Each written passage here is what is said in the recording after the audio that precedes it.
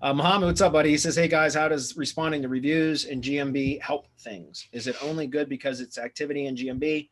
I have a client who's avoiding responding to negative GMB reviews, and I'm prodding him to do so both for activity and reputation purposes. Okay, I think look, we already know we can rank without reviews, with none, right? So reviews can be a factor, but they're not necessary or critical, right?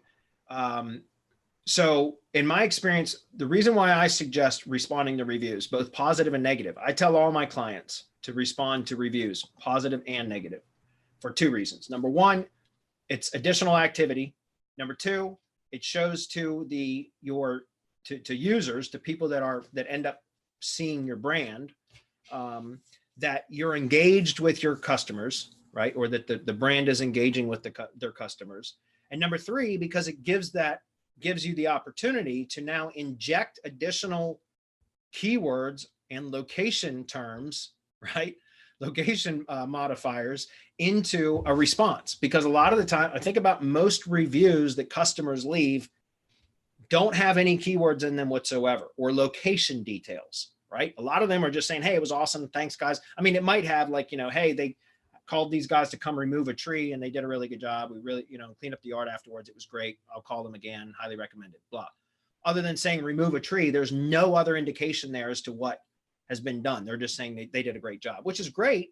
But what I like to do is have, go in and then reply to that and say, thank you for your kind words. It was a pleasure handling that tree removal job for you in Fairfax.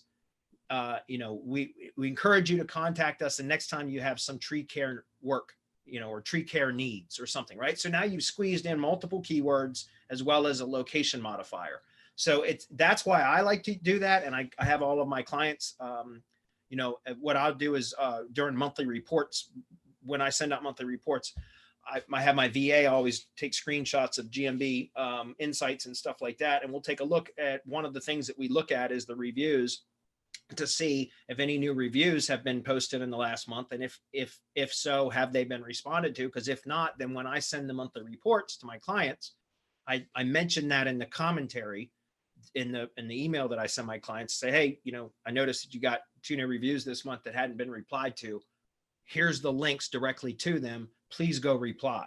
And I send that to them. And again, and I've trained all of my clients to do exactly what I mentioned, which was to squeeze in a keyword and or location modifier, or a couple keywords if they can, and not a spammy way, but in a very conversational way. But again, it's not necessary. I think it's important to do. It is something that will move the needle, but it's not critical. What do you guys think? Any comments on that? Yeah, definitely, man, because people look at reviews the wrong way. People look at, okay, I should have all 5-star reviews and that's all I need to pay attention to, and I don't need to do anything else. But the reviews and responding to reviews, well, you're using the voice of your brand to talk to your customers. Again, we go back to brand, man. This is your voice, right? The voice of your brand, reaching out to this dissatisfied customer because they came to you with pain. They came to you with a problem and you did not solve the problem. You didn't take care of the pain. So now there's a problem that not only did you not take care of that, but they have a problem with you and with your brand. So this is the perfect time to go in there and say, hey, look, yeah, we fucked up. You're not going to say it in these words, but this is what I tell the people when I'm in a consultation and they ask me about reviews. You go tell the person that you fucked up, and then you go tell them, how can we make it right for you? Help us make it right for you, so that now you create a dialogue with this person. And then what that does is it makes your brand stand out from the rest. In that not only did you respond, but you offered to make it right, and now you're in open dialogue with this person who gave you a bad review, and you're looking to make it right. You know how that makes you look? It makes you look like you have the best customer service in the industry. It's actually a place where you can shine, even though the review started out being bad, just by talking to the customer and offering, look, let me make it right for you. How can we make it right? How can we help you? And sometimes they're just, no, fuck off. I don't need you anymore. Right. But then that makes them look shitty because you're being open, you're being honest, and you're willing to help, and you're willing to make it right. So that puts it back on them instead of it all being on you, leaving that negative review just without response.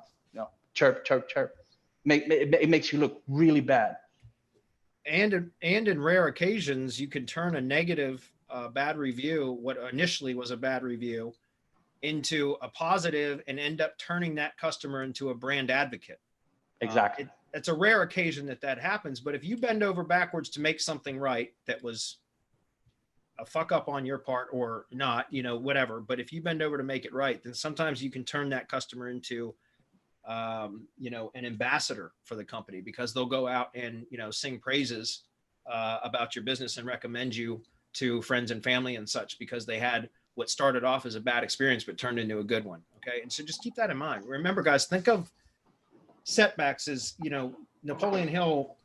I think it was Dale Carnegie that actually said it, but Napoleon Hill was the one that published it and, you know, really made it famous. The quote, which was, "For every adversity, there's a seed of equal or greater benefit." Right. And so if you think about that, and it's funny, I'm listening to an audiobook right now that I'm really enjoying. I'm only in chapter 2, but it's called Black Box Thinking.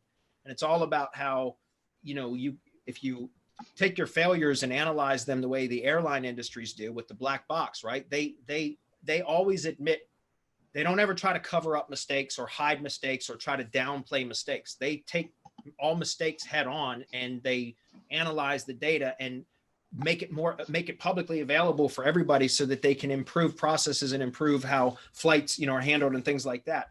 And so anyways, it's just an analogy to say, hit a challenge head on, and that'll make you stand out, and then figure out a way to learn from that to improve processes so that it doesn't happen again. It will make it a stronger business, stronger brand, stronger company.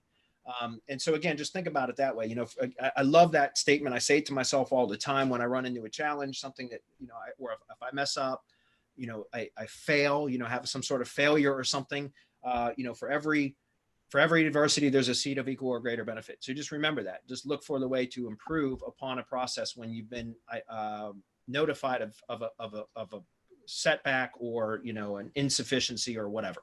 Does that make sense? So anyways, all this is covered in 2X Your Agency, guys. You should join it. And Mohammed says, "P.S. My situation is slowly improving and I will take my stable place back into Mastermind soon." Yes, you're always welcome, Mohammed.